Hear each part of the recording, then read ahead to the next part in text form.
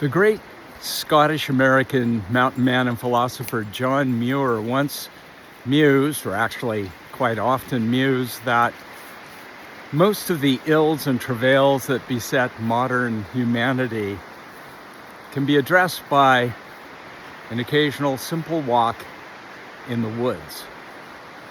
Well, I think that Muir was onto something there. And I'm not the only one. The government of Japan completely agrees with Muir and with me. Over the years, the Japanese government has established, I think, nearly 100 of what they call forest therapy zones. These are places set aside exclusively for the purpose of bathing in nature, and specifically in wooded areas, ideally adjacent to water, whether it be a river, like the one to my left, the Kaslo River, a creek, a pond, a lake, or even the ocean. Forest therapy zones in Japan are very simple. There are trails, there are occasional benches where people can stop and rest and contemplate, and the nature that surrounds them. The reason why the Japanese government has established these so-called forest therapy zones is very simple. Over decades of research, they've ascertained that when city dwellers go for a walk in the woods, a la Muir, and then return to their urban, hectic, stressful lives, several things happen measurably, including absenteeism plummeting at the workplace, productivity at said workplaces increasing exponentially, domestic violence incidents down measurably, and visits to hospital emergency wards also plummet. The Japanese government calculated the value of all of this and found that if they encourage their citizens to take a walk in the woods, there would be a tremendous economic benefit as well as a social benefit to the country as a whole.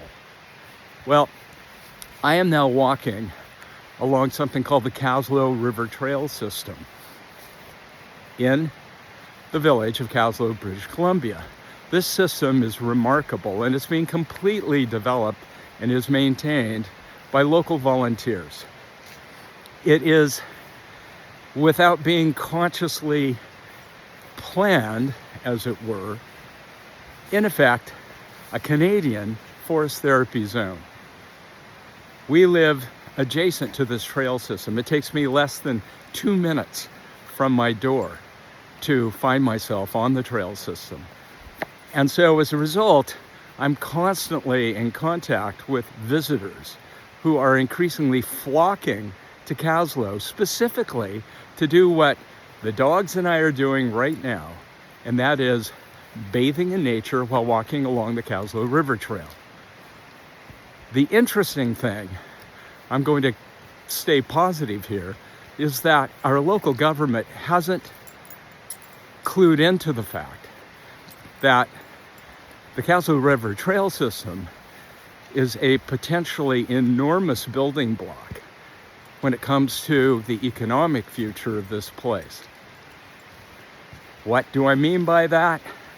Well, I'll muse on that in subsequent videos, but suffice it to say that something like this has enormous potential. It already is an amazing asset for this little village, and something worthy of emulation in other small towns and villages and First Nations across BC, and why not the North American West? Anyway, here is to the memory of John Muir. Here is to our friends in Japan who've done something about the fact that if you want to have a healthy, productive, relatively civilized society, one of the ways to make that happen is to ensure that your population has some actual access to nature before it's all paved.